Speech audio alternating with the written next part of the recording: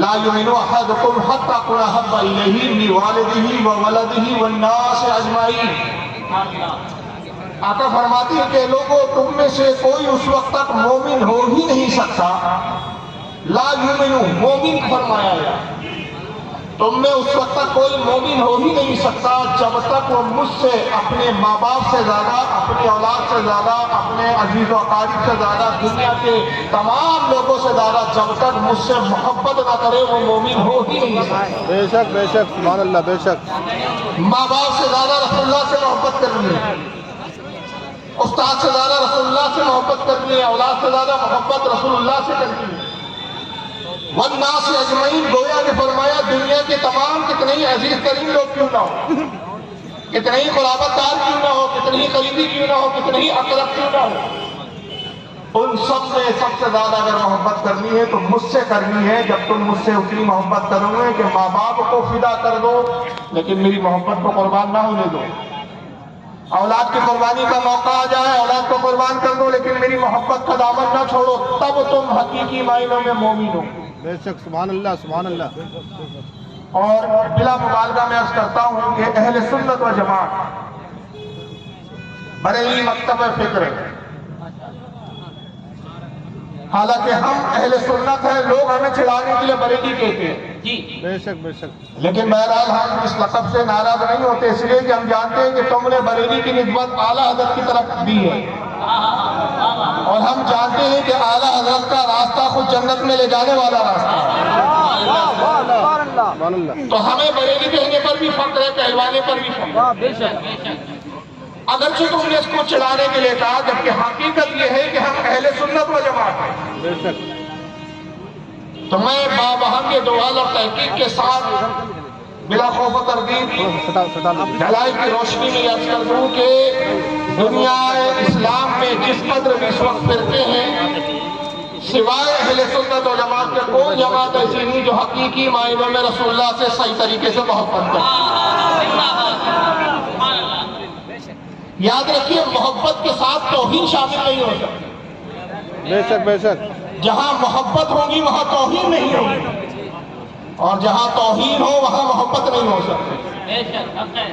یہ دو متضاد چیزیں ہیں، جیسے دن اور رات ایک نہیں ہو سکتے، جس طرح صبح اور شام ایک نہیں ہو سکتے، جس طرح مرد اور عورت ایک نہیں ہو سکتے، جس طرح زمین و آسمان ایک نہیں ہو سکتے، اسی طرح محبت رسول اور بغض رسول یا توہین رسول ایک جگہ جمع نہیں ہو سکتے۔ بے شک بے شک،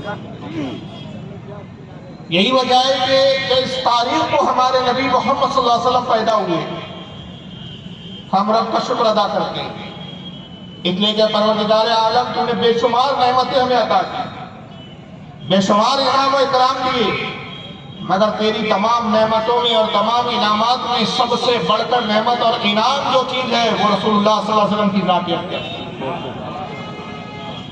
اس لیے کہ اگر نبی پاک صلی اللہ علیہ وسلم کا وجود نہ ہوتا ہم خدا کو نہیں پہچانتے، ہم اللہ کی معرفت نہیں رکھتے، ہم جنت کا راستہ نہیں جانتے، ہم بھی نعوذ باللہ من ذالک 365 ہاتھوں سے بنائے ہوئے معبودوں کو پوج رہے ہوتے، ہم بھی شرک میں مبتلا ہوتے، ہم بھی گناہوں کی طرف ہوتے، گویا کہ ہم ظاہراً انسان ہوتے لیکن حقیقت میں ہماری زندگیاں جانوروں سے بھی بدتر ہوتی۔ حقیقی معنوں میں اگر انسان بننے کا کسی نے درس اور سلیقہ سکھایا اور دیا ہے تو ہمارے نبی محمد صلی اللہ علیہ وسلم کی ذات ہے۔ بے شک، سبحان اللہ۔ تو جس تاریخ کو آقا پیدا ہوئے، جس تاریخ کو اس خاندان گیتی پر ہم رونق افروز ہوئے، جلوہ گر ہوئے، یقیناً وہ دن سب سے بڑھ کر مسرتوں کا دن ہے، تمام عیدوں کی عید ہے نبی کریم صلی اللہ علیہ وسلم کی پیدائش کا دن۔ اور رب تبارک و تعالیٰ بھی ارشاد فرما رہا ہے، پارہ نمبر 4 سورہ آل عمران آیت نمبر 164 میں ارشاد ہوتا ہے، لَقَدْ مَنَّ اللَّهُ عَلَى الْمُؤْمِنِينَ إِذْ بَعَثَ فِيهِمْ رَسُولًا۔ اللہ فرماتا ہے کہ تحقیق اللہ نے مومنوں پر احسان کیا کہ انہی میں سے ایک رسول ان میں بھیج دیا، ان میں سے ہم نے ایک رسول کو مبعوث کیا۔ اب یہاں پر دیکھیں، ایک طرف فرمایا وَمَا أَرْسَلْنَاكَ إِلَّا رَحْمَةً لِلْعَالَمِينَ، اے محبوب ہم نے آپ کو نہیں بھیجا مگر سارے عالم کی رحمت بنا کر بھیجا۔ اب یہاں پر کسی مذہب کی تفریق نہیں ہے، یہاں کسی دھرم کی تفریق نہیں ہے، تمام انسانیت کی بات ہو رہی ہے کہ نبی سب کے لیے رحمت ہے، لیکن بحیثیت رسول جب ذکر ہو رہا ہے اور جب رسول کی بات ہو رہی ہے تو وہاں احسان کا ذکر ہو رہا ہے، اور جہاں احسان کا ذکر ہو رہا ہے وہاں احسان مومنین پر بتایا جائے۔ تو گویا رب تبارک و تعالیٰ جانتا ہے کہ جب ہم رسول بھیجیں گے تو مومنین ہوں گے جو اس احسان کو مانیں گے بھی اور اس کا شکر بھی ادا کریں گے، اور جو اس کا شکر ادا نہیں کریں گے اور جو اس سے روگردانی کریں گے وہ مومن ہوں گے ہی نہیں۔ واہ واہ اس لیے یہاں مومنین کا لفظ استعمال کیا، یا عالم کا استعمال نہیں کیا۔ یہ نہیں کہا کہ اللہ نے عالمین پر احسان کیا کہ اور میں ایک رسول بھیجا، یہ عالمین کا لفظ نہیں ہے، بلکہ یہاں کیا ہے علی المؤمنین، مومنوں پر احسان۔ تو یہ آیت کریمہ واضح کر دیتی ہے کہ جو جشن عید میلاد النبی یعنی اپنے نبی کی پیدائش کا دن مناتے ہیں وہ قرآن کے کہنے کے مطابق حقیقی مومن، سبحان اللہ سبحان اللہ۔ اور جو اس میں چوچا چرا کرتے ہیں تو ابھی تک ایمان ان کو چھو کر بھی نہیں گزرا۔ یاد رکھیے رسول اللہ صلی اللہ علیہ وسلم کی ولادت کی 3 اقسام یا 3 مرحلے ہیں۔ پہلا مرحلہ نبی پاک صلی اللہ علیہ وسلم کا بحیثیت نور کے آپ کی تخلیق کیا جائے، جب کائنات میں کچھ بھی نہیں تھا بلکہ کائنات بھی نہیں تھی، صرف رب کی ذات تھی، رب تبارک و تعالیٰ نے اپنی قدرت کاملہ سے اپنے محبوب کے نور کو تخلیق فرمایا۔ اور اس تعلق سے صحیح حدیث ہمیں ملتی ہے جس کو امام عبدالرزاق نے اپنی المصنف میں نقل کیا، اور امام عبدالرزاق کون ہے ذرا ان کے بارے میں کوئی تھوڑا سا سمجھ لیں، آپ جان لیں یہ امام احمد ابن حنبل کے استاد ہیں، امام بخاری اور امام مسلم کے دادا استاد ہیں، اور جلیل قدر تبع تابعی ہیں، یہ تبع تابعی سے ہی روایت کرتے ہیں، اور تبع تابعی تابعی سے روایت کرتے ہیں، تابعی صحابی سے روایت کرتے ہیں، گویا صحابی اور ان کے درمیان میں صرف 2 واسطے ہیں۔ اس کی سند بھی اتنی جید ہے کہ امام عبدالرزاق جس سند سے روایت نقل کر رہے ہیں وہ روایت کرتے ہیں حضرت معمار رضی اللہ تعالیٰ عنہ، حضرت معمار روایت کرتے حضرت ابن المقدم سے، حضرت ابن المقدم روایت کرتے حضرت جابر بن عبداللہ رضی اللہ تعالیٰ عنہ، اور حضرت جابر رضی اللہ تعالیٰ عنہ عرض کرتے یا رسول اللہ مجھے یہ بتائیے کہ اللہ تعالیٰ نے کائنات میں سب سے پہلے کس چیز کو خلق کیا، کس چیز کو پیدا کیا؟ آقا نے فرمایا یا جابر اول ما خلق اللہ نور، اے جابر تحقیق کہ اللہ تعالیٰ نے سب سے پہلے تیرے نبی کے نور کو پیدا فرمایا۔ لیکن ہوا کیا، نبی سے کیونکہ محبت نہیں کی ایک طبقے کو، اب انہوں نے دیکھا یہ مصنف عبدالرزاق اتنی معتبر حدیث کی کتاب ہے کہ یہ اس وقت لکھی گئی کہ امام بخاری پیدا بھی نہیں ہوئے، امام بخاری کا بھی وجود بھی نہیں ہے، اور امام عبدالرزاق جو امام احمد ابن حنبل کے استاد بھی ہے، امام بخاری امام مسلم کے دادا استاد ہے، سند بھی جید ہے، راوی کوئی ضعیف نہیں ہے، کیا کیا جائے؟ اب سند کے اعتبار سے ہم یہ نہیں کہہ سکتے کہ سند غلط ہے، اس کی سند میں ضعف ہے لہذا یہ حدیث قابل قبول نہیں، یہ حدیث موضوع ہے۔ تو ہمارے فریق مخالف نے بدماشی کیا کی کہ نور کی اس حدیث کو مصنف عبدالرزاق سے نکال دیا، پورا باب تھا، پورا باب ہی نکال دیا۔ اب جو عبدالرزاق چھپتی ہے آج کل مارکیٹ میں ملتی ہے اس میں یہ باب آپ کو نور تخلیق محمد صلی اللہ علیہ وسلم نہیں ملے گا،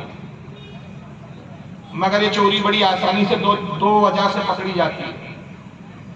ایک جس وقت یہ حدیث کو نکال رہے تھے اس زمانے میں مصر کے ایک بہت جید عالم دین تھے حضرت علامہ حمیری، انہوں نے باقاعدہ وہ تمام 18 حدیثیں جو نور کے تعلق سے تھی اور باب تھی، وہ 18 حدیثوں کو رسول اللہ کی جو نکال رہے تھے نور ہونے کی حدیثوں کو، اس کو انہوں نے ایک رسالے میں جمع کیا اور ان کا رد کرتے ہوئے کہا کہ بدبخت کو شرم آنی چاہیے کہ جب یہ حدیث کا جواب تم نہیں لا سکے اور جب تمہارا عقیدہ یہ ہے کہ رسول اللہ نور نہیں ہے تو تم بدماشی یہ کر رہے ہو کہ حدیث کو نکال رہے ہو۔ انہوں نے ایک مستقل کتاب میں وہ حدیثوں کو بھی چھاپا اور جو پرانے نسخے تھے اس کے فصل کو بھی چھاپا۔ لیکن ہو سکتا ہے کہ کوئی شخص آپ کو کل ملے، کوئی غیر مقلد نام لکھا دے لے حدیث ملے اور کہے کہ صاحب دیکھ کے فاروق صاحب جو کہہ رہے تھے اس کی کیا دلیل ہے کہ ہم لوگوں نے نکالا ہے؟ بھائی آج موجودہ المصنف جو نسخہ امام عبدالرزاق کا اس میں تو باب ہی نہیں ہے تو ہم نے نکالا، یہ کیسے ثابت ہوا؟ حدیث میں تو موجود ہونا چاہیے تھا اگر انہوں نے لکھا ہوتا۔ تو دوسرا جواب یہ ہے کہ اگر ان کی کتاب میں حدیث موجود نہیں تھی اور اگر انہوں نے لکھا نہیں تھا تو پھر کیا وجہ ہے کہ امام عبدالرزاق کے بعد جتنے بھی محدثین گزرے ان سے لے کر اعلیٰ حضرت فاضل بریلوی تک، حتیٰ کہ مولوی اشرف علی تھانوی نے نشر الطیب کتاب لکھی، اس تک تمام لوگوں نے، تمام علماء نے، تمام ائمہ نے یہ نور کی جو بھی حدیث لکھی امام عبدالرزاق کے حوالے سے لکھا. سب نے جو حوالہ دیا امام عبدالرزاق کا دیا. سب نے کہا رویہ عبدالرزاق ہے، اس کو روایت کی عبدالرزاق نے بے سند ہی اپنی سند کے ساتھ، جو سند کا ذکر کر رہے ہیں وہ عبدالرزاق کی سند کا ذکر کر رہے ہیں. اور پھر وہ ایسے امام ہیں کہ جن کی ثقات پر اتفاق ہے. جیسے کہ اگر چند لوگوں کے میں نام لوں، میرے پاس ایک لمبی فہرست ہے، لیکن اگر میں چند لوگوں کے نام بتاؤں تو یہ عبدالرزاق کے حوالے سے لکھنے والوں میں کون ہے؟ امام قسطلانی ہے، حضرت امام ابن حجر اسقلانی ہے، حضرت حافظ ابن کثیر ہے، یہاں تک کہ سرکار غوث اعظم شیخ عبدالقادر جیلانی ہے، یہاں تک کہ علامہ اسماعیل نبہانی ہے، حضرت علامہ اسماعیل حقی ہے، یہاں تک کہ میں نے عرض کیا اشرف علی تھانوی تک کئی محدثین ہیں، علامہ زرقانی ہیں، یہاں تک کہ میں کتنے اماموں کے نام بتاؤں. میرے پاس کل 144 حوالے ہیں، 144 محدثین نے ہر دور میں حدیث کو لکھا. تو اگر یہ عبدالرزاق میں تھی نہیں تو انہوں نے لکھا کیسے؟ تو تم کن کن کو جھوٹا کہو گے؟ تو یہ ایک ایسا جھوٹا فرقہ ہے کہ جس نے اپنے جھوٹ کو چھپانے کے لیے 14 سال کے کل امت مسلمہ کو جھوٹا قرار دیا. تو یہ نور کی حدیث نکالنے کی ضرورت کیوں پڑی؟ نبی سے محبت تھی، اس لیے یہ عقیدہ ہضم نہیں ہوا. تعجب کی بات ہے کہ فرشتوں کو تو نور ماننے کے لیے تیار ہے، رسول اللہ کو نور ماننے کے لیے تیار ہے. لیکن بہرحال ہم اہل سنت و جماعت رسول اللہ کی حقیقت نور مانتے ہیں، ظاہراً آپ کو بشر مانتے ہیں. سبحان اللہ، بے شک. آپ کی تخلیق کا، آپ کی پیدائش کا، آپ کی میلاد کا پہلا مرحلہ ہے نور مصطفیٰ صلی اللہ علیہ وسلم کی شکل میں، نور کی شکل میں آپ کا تخلیق کیا جائے گا. حضرت آدم کی پیشانی میں نور مصطفیٰ چھپا ہوا. حضرت آدم کی صلیب میں منتقل ہوا، آدم علیہ السلام زمین پر تشریف لائے. یہ زمین پر انبیاء کے سلوبوں میں پھر آنا اور ہر نبی کے وقتاً فوقتاً ہر نبی کے سلیب میں اور پھر ان کی بیویوں کے پاک دامنوں میں منتقل ہونا، یہ مصطفیٰ صلی اللہ علیہ وسلم کی میلاد کا دوسرا مرحلہ. یہاں تک کہ آقا کی ساری حدیث اس تعلق سے ملتی ہے جس میں سے بات بالکل صحیح الاسناد ہے. آقا کہتے ہیں کہ آدم کے سلیب میں زمین پر تشریف لایا، پھر میں نوح کی پیشانی میں اور نوح کے سلیب میں تھا. خدا کی قسم اگر میرا نور نوح کے ساتھ نہ ہوتا تو نوح کی کشتی غرق ہو جاتی، ڈوب جاتی. میرا نور تھا جو نوح کی مدد کر رہا تھا. پھر فرماتے ہیں میرا نور منتقل ہوا حضرت ابراہیم میں، اگر میرا نور ابراہیم کے سلیب میں نہ ہوتا تو حضرت ابراہیم آگ میں جل کر راکھ ہو جاتے. میرا نور تھا جو ان کو آگ سے بچا رہا.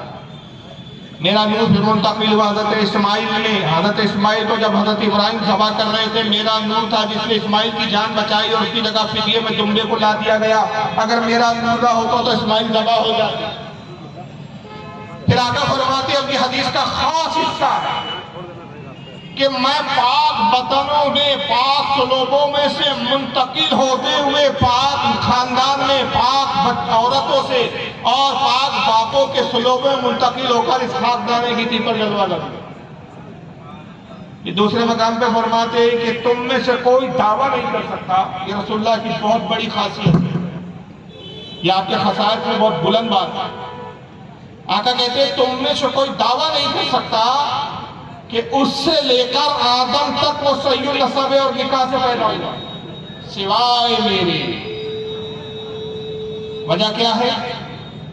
ایسے ادوار گزرے، ایسے دور گزرے، ایسی جہالت کے زمانے آئے کہ جب نکاح ہی نہیں ہوتے، لا دینیت تھی، کوئی دین نہیں، کوئی مذہب نہیں، اور نتیجہ یہ ہوتا کہ لوگ بنا شادی کے ہی عورتوں سے قرابت کرتے اور ناجائز بچے پیدا کرتے. مگر رسول اللہ فرماتے ہیں کہ سوائے میرے علاوہ کسی کی خاصیت نہیں، کوئی دعویٰ نہیں کر سکتا دنیا میں کہ مجھ سے لے کر آدم علیہ السلام تک وہ صحیح النسب ہے، کوئی نسب میں کھوٹ نہیں، کوئی بدکار عورت نہیں آئی ہو، کوئی بدکار باپ نہ آیا ہو. میں پاک دامن عورتوں کے بطنوں سے اور پاک باپوں کی سلیب سے پیدا کیا گیا. اب یہاں پر رک جائیں آپ. حتیٰ کہ حضرت آمنہ سے پیدا ہوئے، اور جب حضرت آمنہ سے مولود ہوئے تو باقاعدہ حدیثیں بتاتی جیسے مسند احمد میں امام احمد بن حنبل نقل کرتے، اور بھی محدثین نے اس کو لکھا، امام حسبی نے مجموع الزوائد میں لکھا، کئی محدثین ہیں جنہوں نے اپنی حدیثوں کی کتابوں میں اس روایت کو جمع کیا اور نقل کیا۔ حضرت بی بی آمنہ فرماتی کہ جب رسول اللہ کی پیدائش ہوئی ایک نور مجھ سے ظاہر ہوا، اور اس نور کی روشنی اتنی پھیلی کہ میں نے ملک شام کے محلوں کو دیکھ لیا۔ سبحان اللہ سبحان اللہ۔ اور پھر ایک حدیث میں فرماتی ہے کہ میں نے صرف ملک شام کے محلات نہیں دیکھے بلکہ ملک شام کے بستیوں میں، ملک شام کے اندر جو آبادیاں تھی، بستیاں تھی، جو مکانات تھے، مکانوں کے سامنے جو اونٹ بندھے ہوئے تھے اور اونٹوں کے گلوں میں جو رسیاں تھیں، ان رسیوں کو تک میں نے دیکھ لیا۔ اب یہاں پر تھوڑا سا آپ لکھتے ہیں، حضرت بی بی آمنہ فرما رہی ہے مجھ سے نور ظاہر ہوا، پھر فرما رہی ہے میں نے اس نور مصطفیٰ سے کیا فیض پایا، ملک شام جو سینکڑوں میل دور ہے اس کو بھی دیکھ لیا، ملک شام کے محلات کو دیکھ لیے، ملک شام کی بستیاں دیکھ لی، ملک شام کی بستیوں کے گھروں کے سامنے جو اونٹ بندھے ہوئے اونٹوں کو دیکھ لا، اونٹوں کے گلوں میں جو رسیاں بندھی ہیں رسیوں کو تک دیکھ لیا۔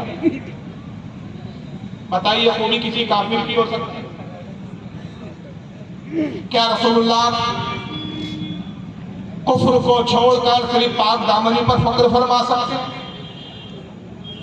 اس کی میں مثال کو دے دوں کہ کوئی شخص یہ کہے کہ اللہ کا شکر ہے میرے والد صاحب جو ہے، یہ مثال دے رہا ہوں اللہ نہ کرے کسی کے ساتھ ایسا ہو، میرے والد صاحب بہت پاک دامن ہے لیکن ہے بہت بڑے مشرک، بت کی پوجا کرتے لیکن ہے بڑے پاک صاحب۔ کیا شریعت اجازت دیتی ہے کہ جب شرک جیسا بڑا گناہ موجود ہو تو اس کے مقابلے میں چھوٹی اچھائی کی تعریف کی جائے؟ بھائی شرک کے مقابلے میں کوئی بھی اچھائی اور شرک سے بڑی کوئی برائی نہیں۔ اگر رسول اللہ کے والدین نعوذ باللہ من ذالک کافر ہوتے یا مشرک ہوتے تو حضور اس پر فخر نہیں فرماتے، اپنے حسب و نسب پر فخر نہیں کرتے، اپنی پاک دامنی کا ذکر نہیں کرتے، اور جس وقت اگر کرتے معاذ اللہ تو ابو جہل جیسے، ابو لہب جیسے، عتبہ شیبہ جیسے مشرکین کہہ دیتے محمد تم کیا پاک دامنی پہ فخر کر رہے ہو، جس بات پر تم ہمیں لعنت کا علامت کرتے ہو وہی بات تو تمہارے ماں باپ میں بھی پائی جاتی ہے کہ تمہارا باپ عبداللہ بھی مشرک تھا، تمہاری ماں بھی مشرکہ تھی۔ مگر ایسی کوئی تاریخ نہیں ملتی ہے ابو جہل نے کبھی رسول اللہ کو طعنہ دیا، کوئی تاریخ نہیں ملتی کہ کسی مشرک نے کبھی کہا کہ محمد تم ہمیں کیا جہنم کے بارے میں وعیدیں سناتے ہو، آخر تمہارے ماں باپ بھی تو جہنم نہیں جائیں گے۔ لیکن ہوا کیا کہ تنگ دامنی اتنی تھی، نبی سے محبت کی قلت اتنی تھی کہ ایک فرقے نے، ایک جماعت نے باقاعدہ یہ اصول و ضابطہ بنا لیا اور اپنی کتابوں میں لکھا کہ معاذ اللہ نعوذ باللہ من ذالک رسول اللہ کے والدین، رسول اللہ کی ماں اور باپ دونوں کفر پر مرے اور جہنم میں۔ اب یہ مجھے بتائیے کہ یہ رسول اللہ سے محبت کا سلوک ہے، یہ محبت رسول کا حق ہے، اور اس میں صرف ہم اہل سنت جماعت ہیں جو نبی کے ماں باپ کو مومن مانتے ہیں۔ میں دو حوالے آپ کے سامنے اس وقت پیش کر رہا ہوں، اس کے بعد پھر میں آگے بڑھوں گا اپنی اصل موضوع کی طرف۔ ایک کتاب یہاں میرے پاس اس وقت ٹیبل پہ موجود ہے۔ اب یہاں دیکھیے تضاد اور اسکرین پہ دکھائیں بھائی جو میں دکھا رہا ہوں، کہاں اسکرین والے، اسکرین والے کہاں تھا؟ ہاں آگے اسکرین پہ دکھ رہا ہے، کتاب ہے فتاوی رشیدیہ، اس وقت میرے ٹیبل پہ موجود ہے، یہ دیکھ لیجیے، جو اسکرین پہ دکھا رہا ہوں ساتھ میں بھی لایا تاکہ کسی کو شک و شبہات ہو جلسے کے بعد ملاقات کر لیں، حوالے خود اپنی آنکھوں سے چیک کر لیں۔ سبحان اللہ سبحان اللہ سبحان اللہ سبحان اللہ۔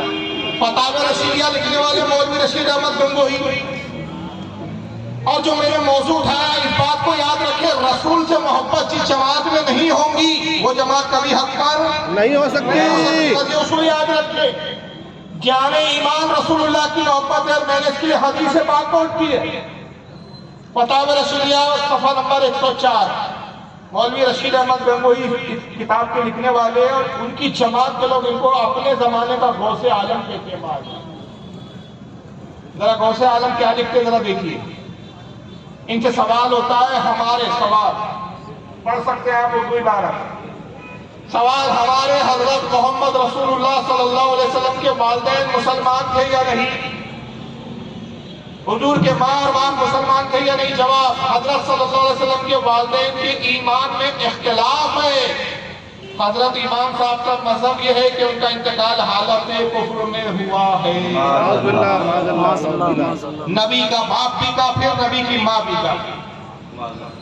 وہ نبی جو تمام انبیاء کا سردار ہے، اللہ تعالیٰ کی جگہ پیدا فرما رہے کافر ماں اور کافر باپ سے، معاذ اللہ. لیکن ہو سکتا ہے کہ کوئی بہت زیادہ ہوشیار ہو سکتا ہے کہ صاحب دیکھیے انہوں نے کچھ باتیں لکھی ہے. پہلا لکھا انہوں نے ایمان میں اختلاف، اس کو یاد رکھیں. دوسرا لکھا حضرت امام صاحب کا مذہب یہ. امام صاحب سے مراد یہ کون ہے؟ امام اعظم ابو حنیفہ. کہتے ہیں امام اعظم ابو حنیفہ، امام صاحب کا مذہب یہ ہے کہ ان کا انتقال حالت کفر میں ہوا. یعنی جو اپنا باطل کفر کا عقیدہ تھا اس کی نسبت کس کی طرف کی انہوں نے؟ امام اعظم ابو حنیفہ کی طرف. یہ ہے اس جماعت کے محقق. لیکن آئیے اب اس کو یہاں روک رہا ہوں میں، اس کے برعکس دوسرا تضاد دیکھ لیجئے. وہی کتاب ہے اور فرق یہ ہے کہ اس کتاب کا صفحہ نمبر 50.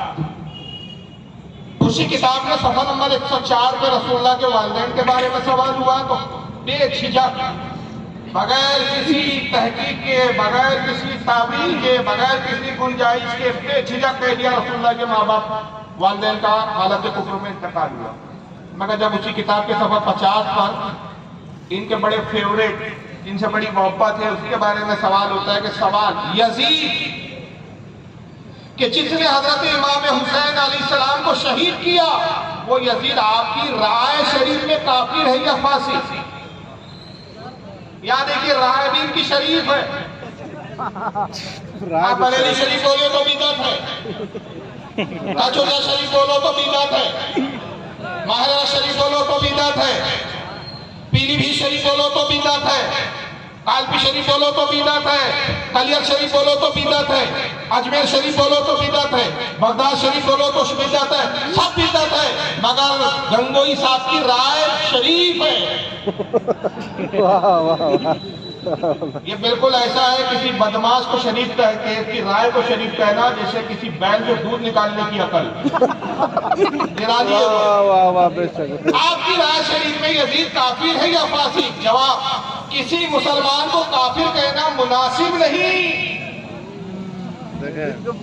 یزید کے بارے میں کچھ یاد نہیں آ رہا ہے کہ بھائی یہاں بھی تو اختلاف ہے، یہاں بھی لکھ سکتے نہیں کہ یزید کے کفر پر اختلاف ہے. امام احمد ابن حنبل کافر کہتے ہیں، امام عبد الرحمن ابن جوزی کافر کہتے ہیں، امام سعد الدین طباطبایی کافر کہتے ہیں. البتہ حضرت امام غزالی کافر نہیں کہتے. امام اعظم ابو حنیفہ کفر لسان کرتے، مجدد ثانی کفر لسان کرتے. دونوں باتیں رکھ لی تھی لیکن نہیں، کیوں یہاں اپنے والد محترم یزید کی بات ہوئی. تو یہاں اختلاف کا ذکر نہیں ہو رہا. یہاں بالکل واضح طور پر لکھا جا رہا ہے کہ کسی مسلمان کو کافر کہنا مناسب نہیں. یزید مومن تھا. اللہ اکبر. حالانکہ کافر کہنے والے بڑے بڑے علماء کی ایک فہرست موجود ہے مگر وہاں ان کو گنجائش نظر نہیں آ رہی ہے. وہاں کافر کہنے میں قلم ہی ان کا ہچکچا رہا ہے. کہتے با سبب قتل کے فاسق ہوا. کتنا جرم ہے اس کا؟ امام حسین کو قتل کیا، اس بنیاد پر فاسق ہوا. فاسق یعنی گناہگار ہے تو مومن ہے تو مسلمان، صرف گناہگار ہے، کفر کا حال دریافت نہیں. یزید کے کفر کے بارے میں ہمیں کچھ پتہ نہیں. ارے آپ کو پتہ کیا ہوگا؟ آپ کے علم کا حال یہ ہے کہ جب ہندوستان میں نوٹ چلے، پہلی مرتبہ نوٹ آیا ملکہ وکٹوریہ کی تصویر، اور اتفاق کی بات کہ اعلیٰ حضرت فاضل بریلوی گئے ہوئے ہیں مکہ میں حج کے لیے. مسلمان پریشان بھائی اس نوٹ کا استعمال کرنا جائز ہے یا نہیں، اس سے زکوٰۃ دینا جائز ہے نہیں، اس لیے کہ زکوٰۃ کا قاعدہ اور اصول یہ ہے کہ وہ مال پر ہوتا ہے اور مال اور ملکیت جو ہے وہ دھات ہے، چاہے سونا ہو چاندی ہو. اب یہ دھات نہیں ہے، سکے دھات کے چلتے تھے، سونے چاندی پیتل کے چلتے تھے. بھائی سکوں کو ہٹا کے یہ نوٹ لایا ملکہ وکٹوریہ نے، انگریزوں کا دور ہے تو اب اس پہ زکوٰۃ دیا تو جائز ہے یا نہیں؟ یہ نوٹ پہ تصویر ہے ملکہ وکٹوریہ کی، تصویر رکھنا حرام. گھر میں اس نوٹوں کا رکھنا کیا جیب میں رکھا تو نماز ہوگی کہ نہیں؟ کئی سوال تھے ایسے، 17 20 25 سوال کیے لوگوں نے. اب کہا کہ بھائی اعلیٰ حضرت تو عرب گئے ہوئے، چلو ان گنگوئی صاحب سے پوچھ لو. 2 صفحے کا سوال ہوتا ہے. سوال کتنے صفحے کا ہے؟ 2 صفحے کا. 2 صفحے کا. اور گنگوئی صاحب کے علم کا عالم کیا ہے؟ 1 لائن میں جواب دیتے ہیں کہ فقیر کو تحقیق نہیں فقط بند عبد الرشید تنویر. سوال کرنے والا 2 صفحے لکھ رہا ہے, جواب دینے والا کتنی لائن لکھ رہا ہے؟ 1 لائن. 1 لائن بھی پوری نہیں. فقیر کو تحقیق نہیں. تو جناب آپ کو تحقیق ہوتی ہے؟ آپ تو بنا تحقیق کے ان کی جماعت میں کوئی حکیم الامت بن جاتا ہے, کوئی بنا تحقیق کے غوث عالم بن جاتا ہے, کوئی بنا تحقیق کے حجت الاسلام بن جاتا ہے. کہتے ہیں کفر کا حال دریافت نہیں, کافر کہنا جائز نہیں. یزید کو کافر کہنا جائز نہیں, مگر نبی کے ماں باپ کو کافر کہنا جائز. اللہ اکبر. دھلے سے کہہ دیا کفر پر مرے. یہاں تو کہنا جائز نہیں یزید کو, گناہ ہو جائے گا بھائی. یزید کو کافر کہہ دیا تو عذاب میں مبتلا ہو جائیں گے. اور کیوں کہنا جائز نہیں؟ اب دیکھیں دور کی کوڑی لائی مولوی صاحب نے کہ وہ عقیدہ قلب پر موقوف ہے. اب وہ تو عقیدہ قلب میں دل میں رہتا ہے. وہ تو یزید کے دل میں تھا کہ وہ کفر کرتا تھا نہیں کرتا تھا, کن چیزوں کو اسلام کے مانتا تھا نہیں مانتا تھا. ہم نے دل پھاڑ کے تو دیکھا نہیں, تو صاحب اس کو کافر کیسے کہہ دے؟ یعنی یزید کے لیے دل نظر آ رہا ہے, لیکن رسول کے والدین کے لیے, حضرت آمنہ کے لیے, حضرت عبداللہ کے لیے یہ عقیدہ قلب پہ موقوف نظر نہیں آ رہا. جبکہ نامی عبداللہ بتا رہا ہے کہ عبداللہ اللہ کا بندہ. سبحان اللہ, سبحان اللہ. آمنہ امانت والی, امن والی, جس کو اللہ نے امن دے دیا ہو, وہ کافر کیسے ہو سکتا؟ سبحان اللہ, سبحان اللہ. تو یہ تعصب ہے ان کا. اب اس جماعت میں ایک حمام میں سبھی نبی ہے. یہ تو دیوبندی حضرات کے اہل حدیث بھی ان سے پیچھے نہیں ہے. کمپٹیشن چلتا ہے ان میں کہ تم کتنے بڑے گستاخ ہو, تم اتنے ہو, ہم تم سے 2 قدم آگے. اب ایک صاحب ہے ایڈوکیٹ فیض ہے, پیشے سے ایڈوکیٹ ہے یہ بھی. حالانکہ میں نے بھی LLB کیا, میں پریکٹس نہیں کرتا کیونکہ جائز ہی نہیں ہو پیچھے. اب یہ ہے تو ہماری ہی فیلڈ کہ بھائی آپ نے بھی LLB کیا, ہم نے بھی LLB کیا. چلو آپ اور ہم ایک مقدمہ ہو ہی جائے. ہزاروں بار چیلنج کیے, لیکن ان چیزوں کو نہ شرم ہے, نہ غیرت ہے, نہ سامنے آتے. صاحب جھکتے بھی نہیں, سامنے آتے بھی نہیں. عجب پڑتا ہے کہ چلمن سے لگے ہیں. نعرہ تکبیر, نعرہ رسالت, شیر رضا. زندہ باد. اب آئیے ایڈوکیٹ فیض صاحب نے اسی بات کو کس طرح سے دھماکے کا ذرا سنیے. آڈیو چالو کی جو اس کا لیپ ٹاپ کا آڈیو ساؤنڈ والے کے ذرا. ہاں فرماتے ہیں مجھے اس کی اجازت نہیں. نبی اکرم صلی اللہ علیہ وسلم نے ایک دعا کی, اور دعا کی اللہ میں اپنے والدین کی قبر کی زیارت کروں. آپ صلی اللہ علیہ وسلم فرماتے ہیں مجھے اس کی اجازت نہیں ملی. اس کے بعد آپ ایک مرتبہ فجر پڑھے اور صحابہ کو جمع کیا اور کہا اب تم قبروں کی زیارت کیا کرو. میں نے اللہ سے پہلے دعا کی تھی قبر کی زیارت کی اپنے والدین کی, مجھے اجازت نہیں ملی, لیکن اب مجھے اجازت مل گئی ہے, لہٰذا عبرت حاصل کرنے کے لیے قبروں کی زیارت کیا کرو. اس حدیث سے کئی باتیں پتہ چلتی. پہلی بات, مسلم اور غیر مسلم دونوں کی قبروں کی زیارت ہو سکتی ہے. روک رہا ہوں میں, یہ اتنا بڑا جاہل زمانہ ہے. کیسے کیسے پیدا ہو گئے نمونے اللہ جانے. پیدا ہوا وہابی تو ابلیس نے کہا لو آج ہم بھی صاحب اولاد ہو گئے. دعوے حدیث دانی کے حدیثوں کو تو ایسا منوڑتے خدا کی قسم, شرم نبی خوف خدا یہ بھی نہیں وہ بھی نہیں. کہتے ہیں اللہ کے رسول صلی اللہ علیہ وسلم حدیث سنا رہے کہ رسول صلی اللہ علیہ وسلم نے اللہ سے اپنے والدین کی قبر کی زیارت کی اجازت مانگی. اللہ نے پہلے اجازت نہیں دی, بعد میں بھی اجازت دی. نہ یہ شرح دیکھیں گے حدیث کی کہ پہلے اجازت کیوں نہیں ملی, پھر نہ یہ شرح دیکھیں گے کہ بعد میں اجازت کیوں ملی. کہتے پھر حضور نے کہا کہ مجھے جب اجازت ملی تو میں اپنے والدین کی قبر پر گیا. اس سے 2 چیزیں ثابت ہوئی. تو پہلی چیز کیا ثابت کرتے ہیں مولوی صاحب, نیم مولوی صاحب, کہتے اس سے پتہ چلا کہ عبرت کے لیے قبر کی زیارت کی جاتی ہے. اللہ کائے کے لیے قبر کی زیارت کرنا چاہیے؟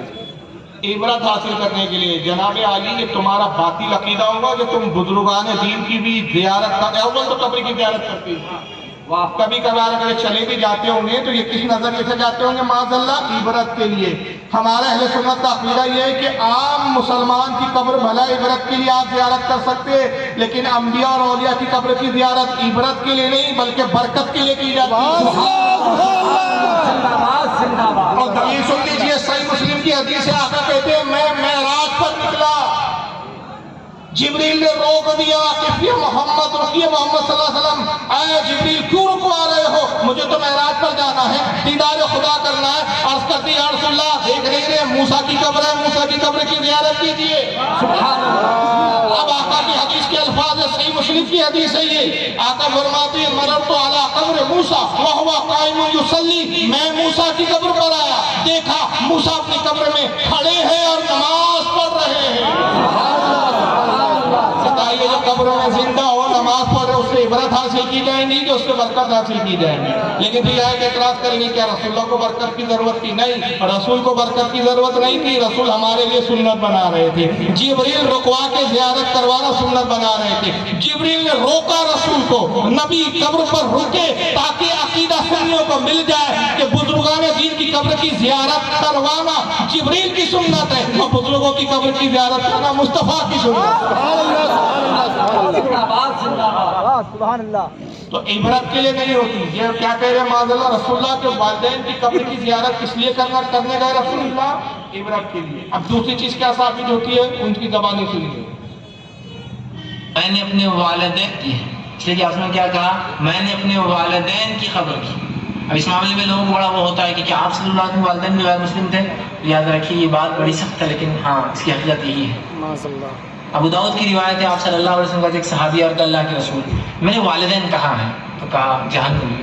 وہ زاروں قطار رونے لگے کہ میرے والدین جہنم میں۔ دیکھا نبی اکرم صلی اللہ علیہ وسلم بھی رو رہے، کہا اللہ کے رسول آپ کیوں رو رہے ہیں؟ تو کہا میرے بھی وہیں ہیں۔ صحیح روایت ہے اور کوئی تعجب کی بات نہیں ہے کہ نبی کے خاندان والے یا اس کے والدین جہنم میں ہیں، اس لیے کہ ابراہیم علیہ السلام کے والد کہاں ہوں؟ حضور صلی اللہ علیہ وسلم ایک مرتبہ حضور کے پاس ایک شخص آئے، سنن ابو داؤد کی حدیث ہے، صحیح روایت ہے، یہ جناب فیض صاحب کہہ رہے ہیں۔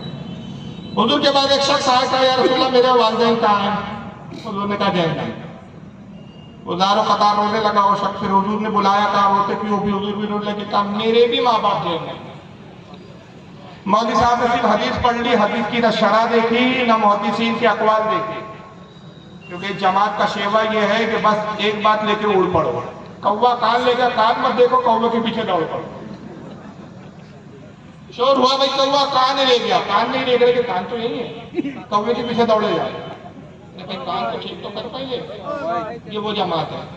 ابو داؤد کی حدیث تو بے شک صحیح ہے، لیکن شارحین حدیث کیا فرماتے ہیں کہ یا رسول اللہ نے جو کہا کہ میرے والدین میرے ماں باپ نہیں فرمایا، صرف بابا کا، اس سے وہاں ایک تحریف کی کہ ماں باپ کا، اس حدیث میں صرف باپ کا ذکر ہے، میرا باپ بھی جہنم میں ہے۔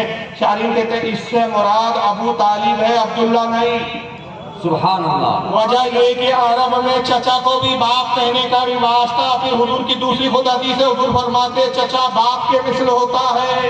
سبحان اللہ۔ واہ واہ۔ تو یہاں مراد ابو طالب ہے، حضور صلی اللہ علیہ وسلم کے والد حضرت عبداللہ نہیں۔ وجہ تو یہ ہے، محدثین کہتے ہیں کہ جس وقت حضور پیدا بھی نہیں اس سے پہلے ہی ان کا انتقال ہو گیا، تو جب حضور کو پایا ہی نہیں تو ایمان لانے کی نوبت ہی نہیں آئی، جب ایمان لانے کی نوبت نہیں آئی تو پھر کافر کیسے؟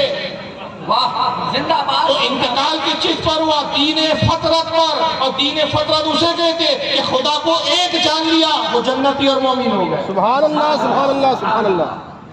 اب وہاں کہتے تعجب مت کیجیے، ایسا ہوتا ہے، نبی کے والدین بھی کافر ہیں، تعجب کی بات نہیں، ایسا ہوتا ہے۔ حضور حضرت ابراہیم کے ابا بھی جہنم میں تھے، وہاں بھی پھر قیانت کہ حضرت ابراہیم کے ابا کا جو ذکر آیا قرآن میں، ابا لفظ استعمال کیا قرآن میں، آزار جو اس کا نام ہے، مفسرین کا جمہور مفسرین کا اس پہ اتفاق ہے کہ آزار بھی حضرت ابراہیم کا چچا تھا، باپ نہیں تھا۔ حضرت ابراہیم کے علیہ السلام کے والد بھی جنتی ہے، وہ بھی دین فطرت پہ تھے، اور ان کا نام ہے طارق۔ واہ سبحان اللہ، سبحان کتنا اللہ۔ مفسر کی تفسیر دیکھتا ہے یہ فرقہ، نہ محدثین کی شرح دیکھتا ہے، خود ہی اپنے آپ میں بڑے محدث بنے ہوئے۔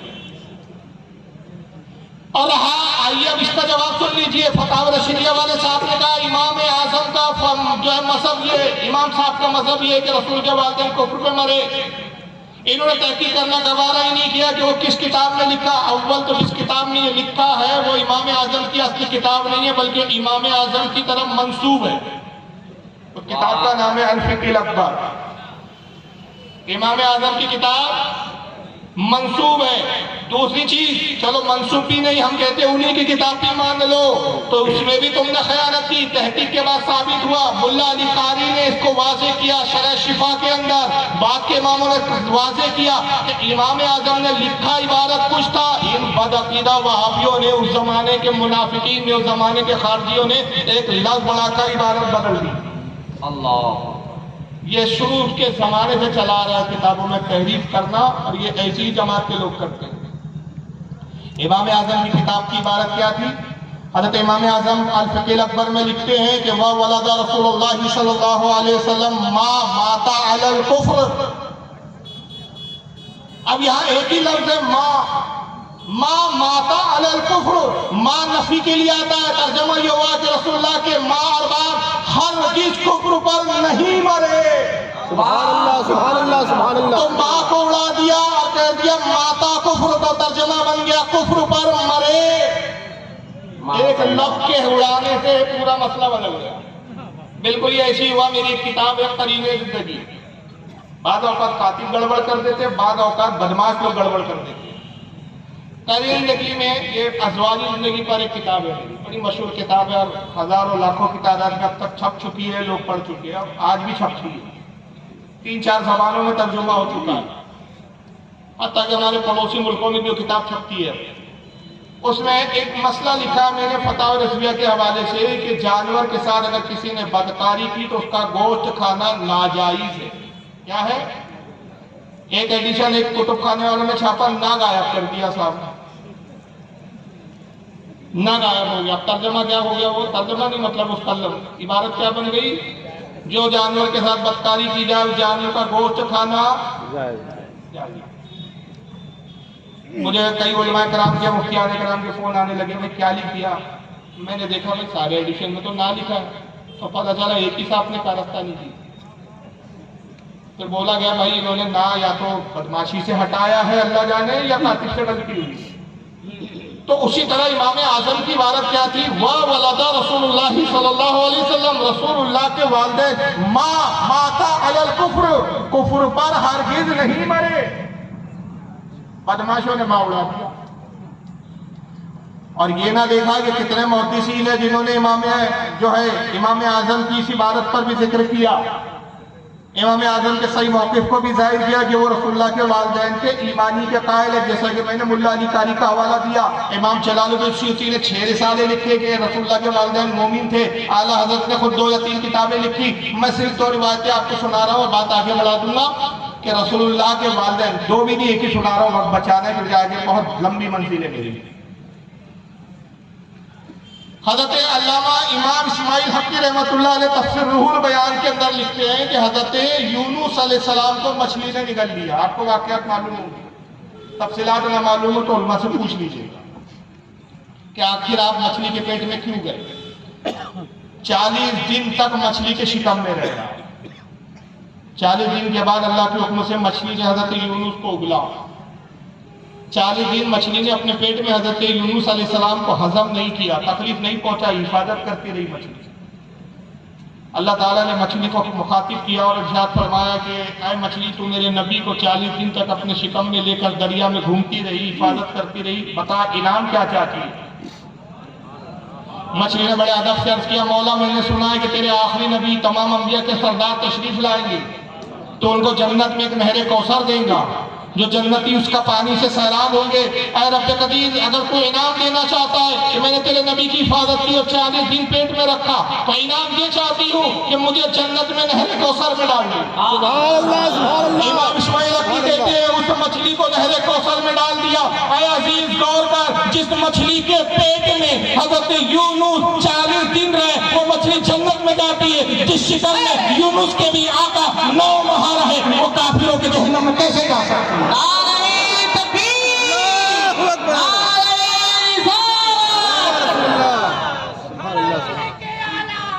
زندہ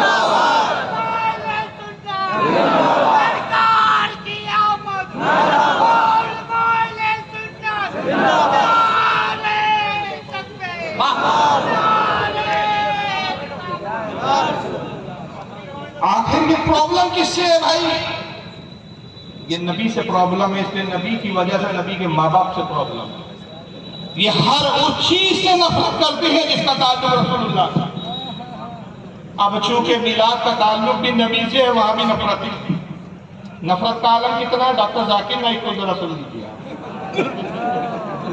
आप देखेंगे कि हमारे मुस्लिम माशरों में जितने हैं, खुसूसन इंडिया, पाकिस्तान और ममालिक में, कि एक अरे भाई कहाँ अगर चले गए उसका भाई, बैठा रहो भाई, भागना नहीं है, बार बार आएंगे वीडियो में। आप देखेंगे कि हमारे मुस्लिम माशरों में जितने हैं, खुसूसन इंडिया, पाकिस्तान और ममालिक में, कि एक ईद मिलाद नबी मनाया जाता है, वो बर्थडे ऑफ द प्रॉफिट।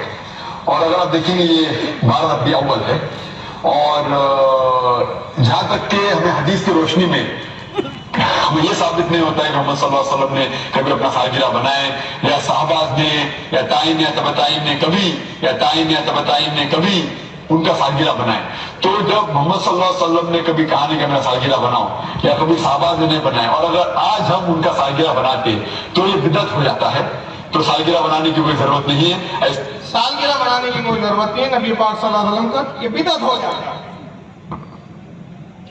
हमको कुरान हदीस में नहीं मिलता कि नबी को ने का जो है सालगिरह मनाना चाहिए। और फिर इतने बड़े स्कॉलर है, एक लफ्ज़ बड़ा अजीब बोला इन्होंने, मैं भी पहले हैरान हूं बोलना क्या चाह रहे हैं। वो है ताबईन, तबे ताबईन, इसको कहते हैं टाइम टाइम। टाइम टाइम क्या लाया इन्होंने? टाइम तबे टाइम। और इसकी जमात के लोग इनको बहुत बड़ा इस्लामी स्कॉलर बोलते हैं। और इनके घर जा जाकर हमने कितने बार मुनाजरे के चैलेंज किए जब ये बम्बई में थे। अब तो भगोड़े घोषित हो गए, कभी तैयार नहीं। तो ताइन ने नहीं बनाया, तबे ताइन ने नहीं बनाया। नहीं साहब, वो ताइन मनाएंगे भी नहीं, वो तबे ताबईन मनाएंगे, और वो ताबईन मनाएंगे। ताइन को ताइन का ही मनाएंगे। तो ये बिदअत है साहब।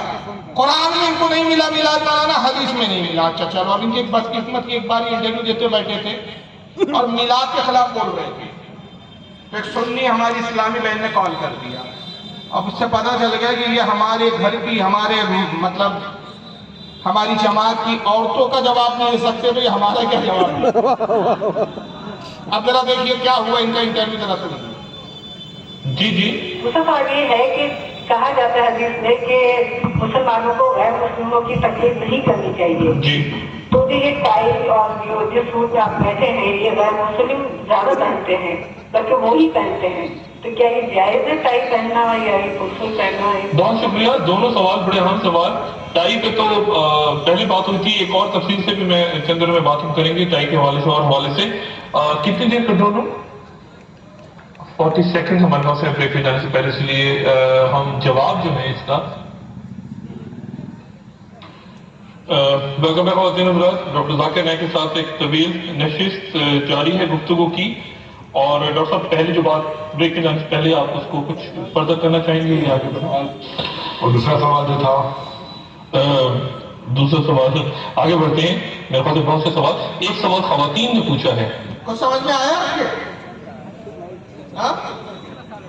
एक औरत ने, खातून ने सवाल किया कि डॉक्टर जाकिर नाइक साहब बहुत बिदत कर रहे हैं, आप ये जो लिबास पहन के बैठे हैं ना, टाई कोट, ये तो गैरों का लिबास है। वाह वाह वैसे।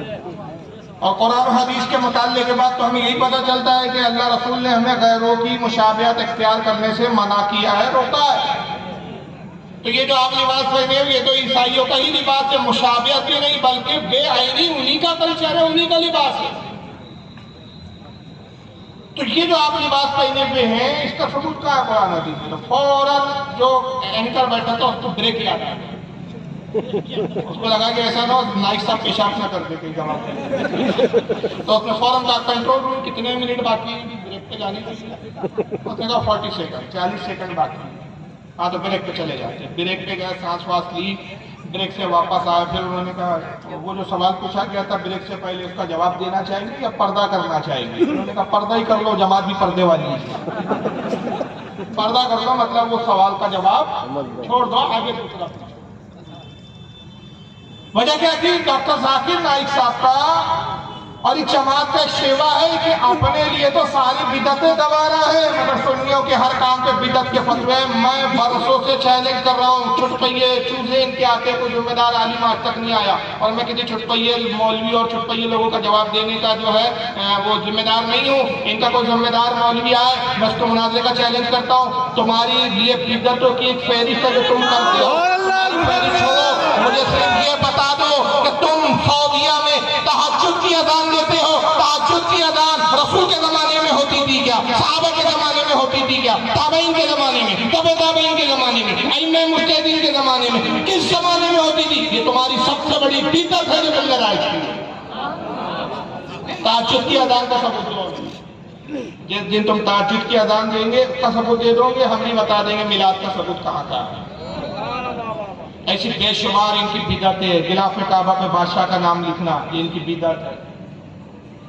مسجدوں کے مینارے بنانا، مسجدوں کو خوبصورت بنانا، جبکہ سنن ابو داؤد کی حدیث آقا نے کہا کہ تم ضرور عیسائی اور یہودیوں کے نقش قدم پر چلو گے کہ اپنی عبادت خانوں کو خوبصورت بناؤ. وہاں ممانعت ہے لیکن یہ کر رہے ہیں. ایسی بے شمار بدعت ہے، لیکن اپنی بدعت نظر نہیں آتی. وہی ذاکر نائک کا حال تھا کہ میلاد کو تو بڑے دھڑلے سے انہوں نے بدعت کہہ دیا، لیکن جیسے آیا کہ بھائی صاحب آپ اسلام کی بات کرتے ہو، لباس عیسائیوں کا پہنتے تو اس کا ثبوت تو دے دو، تو انہوں نے جواب ہی نہیں دیا، کیونکہ زاہد کے بعد جواب نہیں تھا. وجہ یہ ہے آپ کو میں بتا دوں کہ کوٹ اور ٹائی ایک لباس نہیں ہے، پہلے سمجھ لیجیے. جہاں تک کوٹ کا معاملہ اس میں گنجائش ہے، لیکن جہاں تک ٹائی کی بات ہے، ٹائی جو ہے یہ لباس نہیں ہے بلکہ عیسائیوں کا مذہبی شعار ہے. ان کی مذہب کی پہچان ہے، ان کی آئیڈینٹی. اور وہ کیوں؟ ان کا عقیدہ یہ معاذ اللہ جو کفری عقیدہ ہے ہمارے اسلام کے مطابق کہ عیسیٰ علیہ السلام کو صلیب پر چڑھا دیا گیا. اور ہمارا عقیدہ کیا ہے کہ حضرت عیسیٰ علیہ السلام آسمانوں میں اٹھا لیے گئے. تو صلیب کی بطور نشانی انہوں نے ٹائی کی ایجاد کی اور اس کو بطور صلیب مقدس جان کے ٹائی گلے میں لٹکا دی. یہ مذہبی شعار ہے، اور مذہبی کسی کا شعار جو کافروں کا اس کو اختیار کرنے کے بارے میں اللہ کے رسول کی حدیث کیا ہے جو نائک کو نظر نہیں آئی. آقا کہتے ہیں من تشبہ بقوم فہو منہم، جو جس قوم کی مشابہت کرے وہ انہی میں سے ہے. اچھا وہ جو ایک آڈیو پہلے شروع میں چلا تھا وہ بھی ذرا دیکھ لیجئے، وہ ادھورا میں نے تھوڑا سا روک لیا تھا کیونکہ بیچ میں بدعت کی بات آ گئی تھی، انہی کی زبانی ان کا جواب. لیکن آگے ویڈیو بڑھتا ہے، یہ بھی ذرا سن لیجیے. کبھی یا ٹائم یا تبتائن نے کبھی ان کا سالگرہ بنائے. تو جب محمد صلی اللہ علیہ وسلم نے کبھی کہا نہیں کہ میں سالگرہ بناؤں، یا کبھی صحابہ نے نہیں بنائے، اور اگر آج ہم ان کا سالگرہ بناتے تو یہ بدعت ہو جاتا ہے. تو سالگرہ بنانے کی کوئی ضرورت نہیں ہے. ایسا کوئی اسلام ایک مذہب کے اندر نہیں ہے، قرآن میں بھی نہیں، شریعہ میں نہیں. یہ ایک ویسٹرن کلچر ہے، یہ ایک ویسٹرن کلچر ہے کہ ہمیں سالگرہ بنانا چاہیے. یہ ویسٹرن کلچر ہے، یہ انگریزوں کی تہذیب ہے، یہ غیروں کی تہذیب ہے، غیروں کا طریقہ ہے سالگرہ منانا چاہیے، میلاد النبی منانا یہ غیروں کی تہذیب ہے. عجیب بات ہے بھائی، ہم اپنے نبی کا میلاد منا رہے، غیروں کی تہذیب کیسی ہو گئی؟ وہ تھوڑی ہمارے نبی کا میلاد منا رہے. اور اگر تم کہو کہ وہ عیسائی جو ہے کرسمس مناتے ہیں تو ہم کہتے ہیں عیسیٰ مسیح کا اگر وہ کرسمس مناتے ہیں تو عیسیٰ علیہ السلام کو تو نبی ہم بھی مانتے ہیں. تو غیروں کی تہذیب کیسی ہو گئی؟ لیکن چلیے ابھی اس پر گفتگو نہیں کر رہا ہوں، میں ایک ویڈیو آپ کے سامنے دکھا رہا ہوں. ان کے جملے یاد رکھیے. جملے کیا تھے؟ یہ کیا ہے؟ ویسٹرن کلچر ہے. نائک صاحب سے میرا سوال ہے، اور ان کے ماننے والے ان کے چاہنے والے ہیں، نائک صاحب کے فینس ہیں بہت بڑے بڑے، ان سے سوال ہے کہ یہ کون سا کلچر ہے، یہ بھی ہمیں بتا دیں. Let's welcome on stage articulate analyst Dr. Zakir Naik. Doctor Zakir Naik کی انٹری ہوتی ہے اور سب تالیاں پیٹ کے. ابھی علماء آئے، میں آیا، کیا ہوا یہاں پر؟ آپ نے کیا کیا؟ سبحان اللہ، سبحان اللہ. اپنے رب کی پاکی کا بیان کیا، رسول کی رسالت کا اعلان کیا. جب یہ آتے ہیں تو ہجڑوں کی طرح، چھکوں کی طرح تالیاں پیٹی جاتی ہیں. واہ واہ، ویسا کچھ. یہ کس کا کلچر ہے؟ دینی جلسوں میں دین کا اسکالر آ رہا ہے، تالیاں پیٹی جا رہی ہے، کن کا کلچر ہے؟ اچھا پھر میں آیا، سیدھا سیدھا اسٹیج پر آیا، علماء مسافے کر رہے تھے، گرم جوشی کے ساتھ ملاقات کر رہے تھے، استقبال کر رہے تھے. ان کا استقبال اور ان کی گرم جوشی کیسی ہوتی ہے؟ آئیے ذرا دیکھیے.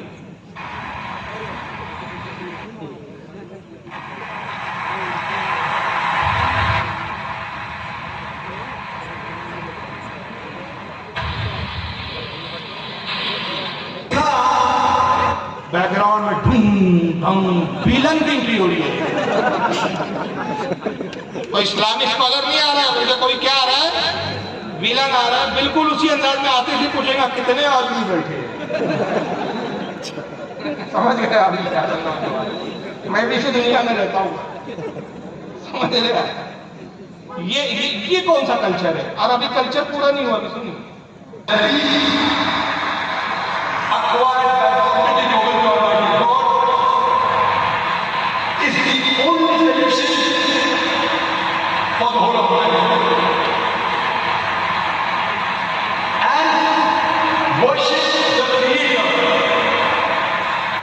अल्हम्दुलिल्लाह वस्सलातु वस्सलाम।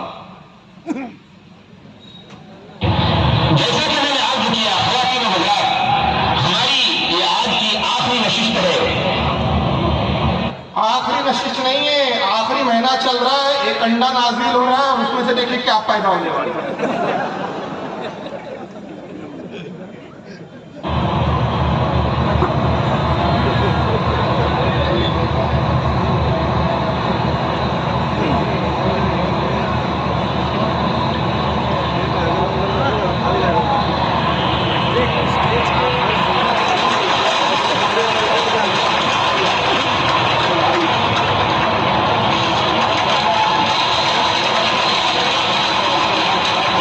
कौन सा एलियंस नाज़िल हुआ है, कहां से आया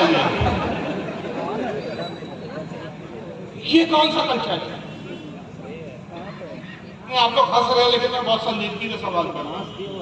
ये कौन सा कल्चर है? ये रसूलुल्लाह से साबित है, सहाबा से साबित है। जब रसूलुल्लाह खिताब करने आते थे, इसके एंडों में से निकलते थे, ऐसी पालकियां लाई जाती थी, पालकियां खुलती थी, ऐसी तालियां पीटी जाती थी। जब सरकार तशरीफ लाते थे, सहाबा किराम में क्या यही अंदाज होता था? या सहाबा जाते थे तबलीग के लिए, या हमारे आइमा और हमारे बुजुर्गान दीन तबलीग के लिए वाज़ व नसीहत के लिए जाते थे, तो ये अंदाज होता था? अंडे उतरते थे, अंडों में से चूजे निकलते थे, क्या था? तो ये जो करें सब जायज़। और एक दूसरी चीज देखिए आप, जो स्टेज डाला गया है, ये स्टेज देखकर आप अंदाजा लगाते लाखों रुपए का स्टेज है।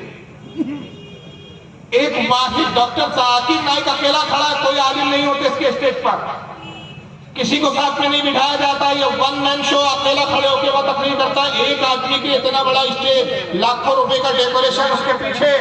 तब इनको गरीब बच्चियां याद नहीं आती, बेवाएं याद नहीं आती, शादियां गरीब बच्चों की याद नहीं आती। इसी मिलाद में गरीब झंडियां लगाता है, इनको बच्चियां याद आने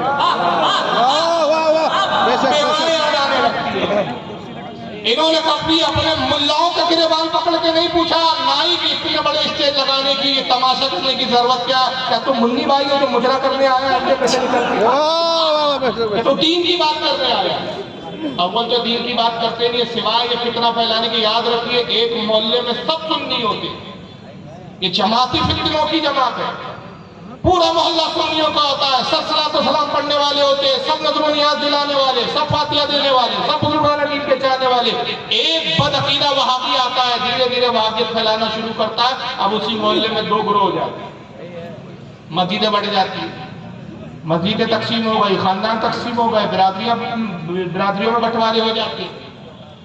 और अगर मेरी बात पे यकीन नहीं है तो मैं बहुत जिम्मेदारी से आपको कहता हूँ, जो अभी जमात में चले गए हैं, जो अपने आप को अहले हदीस कहते हैं या देवबंदी कहते हैं या गैर मुकल्लिद कहते हैं, इनको पकड़िए और इनसे पूछिए कि जनाब आज आप गैर मुकल्लिद हुए, जरा बताइए आपके अब्बा जान की जमात में।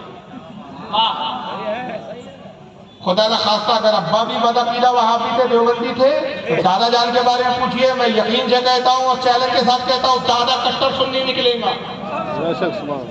तो जितना पीछे जाएंगे सब सुन्नी मिलेंगे। अब आगे जब नई नई जमातें आ रही है तो पता चला कि नबी के फरमाने के मुताबिक कुर्बे क़यामत फिरके पैदा होंगे, तो ये फिरका है, जमात नहीं है। जमात तो हम अहले सुन्नत है, जो चाहते वही है, कल भी वही थे, आज भी वही। सुभान अल्लाह, सुभान अल्लाह। जो हट रहे हैं, निकल रहे हैं, आज वही जमातों में तब्दील हो रहे हैं। तो अभी आपने नाइक साहब को सुना, किरदार और गुफ्तार में कितना तजाद है वो आप मुलाहिजा कर रहे हैं कि गुफ्तार तो बहुत बड़े बड़े पारसाओं की है, लेकिन किरदार का आलम ये है कि गुफ्तार से टकराता है। अब ये एक साहब को सुनिए, इनका ये मर चुके हैं जनाब, اور یقیناً جہنم میں ہوں گے اس وقت. بھائی عقیدے کے بنیاد پہ جب عقیدہ خراب تو جنت میں جا نہیں سکتے. ان کو کتنا غصہ ہے میلاد منانے والوں کو، ذرا ان کا غصہ اور جلال دیکھیے. ان کا نام ہے ڈاکٹر اسرار ہے. عید میلاد النبی ایک نئی عید ہو گئی ہے. کیا اس کا حکم دیا محمد رسول اللہ نے؟ یفعلون ما لا یؤمرون. وہ اپنی ہی ایجاد کردہ روایات ہیں، اپنی ہی ایجاد کردہ بدعات ہیں، اپنی ہی ایجاد کردہ رسومات ہیں، ان پر لگے ہوئے اور دعوے کرتے ہیں اللہ سے محبت رسول کے عشق، جبکہ ان کے عمل میں نہ اللہ کی اطاعت ہے نہ رسول کا اتباع. اب جب ایسی ضرورت پیدا ہو جائے تو کیا کریں؟ فمن جاہدہم بیدہ فہو مومن. تو جو مسلمان بھی ان کے خلاف جہاد کرے گا اپنے ہاتھ سے اپنی طاقت سے وہ مومن ہوگا. ومن جاہدہ بلسانہ فہو مومن. اور جو ان کے خلاف جہاد کرے گا اپنی زبان سے وہ بھی مومن ہوگا. وہی تین درجے. ومن جاہدہ بقلبہ فہو مومن. دل سے نفرت رکھ کر جو جہاد کرے گا بالقلب وہ بھی مومن ہوگا. فما وراء ذلک من الایمان حبۃ خردل. اس کے بعد تو ایمان رائی کے دانے کے برابر بھی نہیں. عید میلاد النبی ایک نئی عید ہو گئی ہے. حالانکہ یہ نئی عید نہیں ہے، یہ بہت پرانی ہے. میلاد کے معنی ہوتے ہیں پیدا ہونا. مولود لفظ سے بنا بچے کی پیدائش. میلاد النبی جس کا ترجمہ ہوتا ہے نبی کی پیدائش. اور یہ قرآنی عید ہے. اس کا سب سے بڑی میں دلیل دے دوں، سنن ترمذی، جامع ترمذی بھی بولتے ہیں، سنن ترمذی بولتے ہیں. اس میں امام ترمذی رحمۃ اللہ علیہ نے، وہ ترمذی جو سیاہ ستہ میں شامل ہے، امام ترمذی نے ایک باب مستقل قائم کیا، اس بابی کا نام رکھا عید میلاد النبی صلی اللہ علیہ وسلم. سبحان اللہ. بابی کا نام ہے میلاد النبی صلی اللہ علیہ وسلم. یہ الگ بات ہے کہ آج جلوس وغیرہ جو نکالتے ہیں، یہ مروجہ جو طریقے ہیں، یہ آج کے حالات کے حساب سے کچھ طریقوں میں رد و بدل ہوا ہے.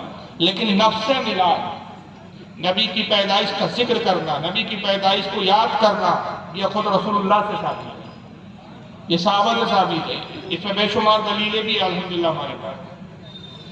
لیکن ان کی نفرت کا آپ اندازہ لگائیں کہ مولوی صاحب کہتے ہیں جو عید میلاد النبی مناتے ہیں وہ اتنے بڑے دشمن ہیں ان کے کہ فمن جاہدہ بیدہ فہو مومن. جو ان سے جہاد کرے وہ مومن ہوگا. جہاد کس سے کیا جاتا ہے؟ بتائیے جہاد کس سے ہوتا ہے؟ مسلمان کا مسلمان سے جہاد ہوتا ہے؟ مشرک اور کفار سے ہوتا ہے.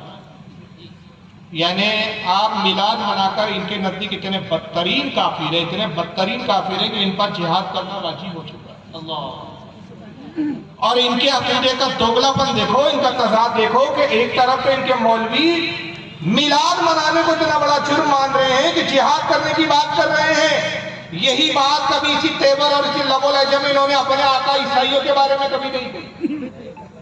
اپنے جدے اور اپنے آبا اور اجداد یہودیوں کے بارے میں اس لب و لہجے میں نہیں کہا. وہاں تک تلوے چاٹتے ہیں، ان کی خوشامدیں کرتے ہیں. مگر سنی صحیح عقیدہ مسلمانوں سے اتنی نفرت کہ ایک طرف تو کہہ رہے ان سے جہاد کرو کہ میلاد مناتے، اور دوسری طرف پھر یہی آ کے آپ کو کہتے محبت کی بات کیجیے، اتحاد کی بات کیجیے، اختلاف کی بات مت کیجیے. اصل میں اس فرقے کی ایک چالاکی ہے، جہاں یہ قلت میں ہوتے تو وہاں خوب اتحاد کا راگا لاپتے ہیں، اور جیسی تعداد بڑھ جاتی ہے تو پھر یہ بم رکھنا شروع کر دیتے ہیں. اور میں نے بارہا کہا کہ جتنی ٹیررسٹ تنظیمیں، بڑی بڑی ٹیررسٹ تنظیمیں نام بنا، جیش محمد، القاعدہ، داعش، لشکر طیبہ، لشکر قہر، جتنی بھی ٹیررسٹ تنظیمیں سب ان وہابیوں کی تنظیم، ایک بھی سنی کی تنظیم نہیں. اس لیے کہ میں جملے میں بات ختم کر رہا ہوں کہ موضوع آتنکواد نہیں ہے، ٹیررزم نہیں ہے. ایک جملے میں بات ختم کر رہا ہوں کہ جو غریب نواز کا، خواجہ کا چاہنے والا ہوتا ہے وہ ٹیررسٹ نہیں ہوتا، اور جو ٹیررسٹ ہوتا ہے وہ خواجہ کا ماننے والا نہیں ہوتا.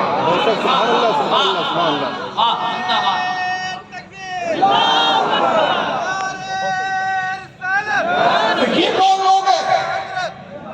تو کہتے ہیں کہ جہاد کرو. جو میلاد منا رہے ہیں، اب ایسی صورت پیدا ہو جائے کہ میلاد منانے والے میلاد منانے سے باز نہ آئے، رکے نہیں. اچھا آپ کر کہہ رہے ہیں بھائی، کون سا جرم کر رہے ہیں کہ آپ کو اتنا بڑا کافی ڈکلیئر کر دیا گیا کہ جہاد فرض ہو گیا؟ میں تو کہتا ہوں خدا کی قسم میلاد منا کے آپ توحید کا علم بلند کر رہے ہیں. آپ سب سے بڑے موحد ہیں. موحد کہتے ہیں توحید کا ماننے والا.